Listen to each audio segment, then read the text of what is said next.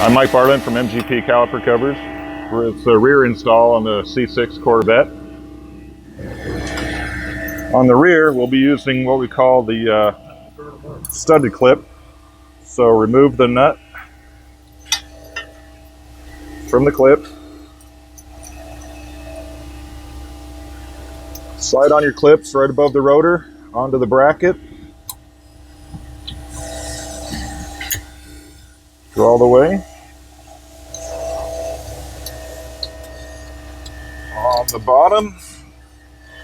And then I slide them forward, make sure that they're all the way forward. And the caliper cover then, I like to hook the bottom first. And then on the top, you might have to pull the stud up or pull the arm up and over the stud a little bit. But there it is in place. Lock it down.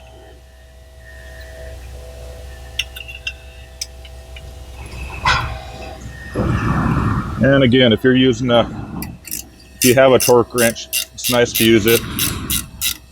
I've been doing this so long, I kind of have a good feel for the torque on the nut, 1032 nut.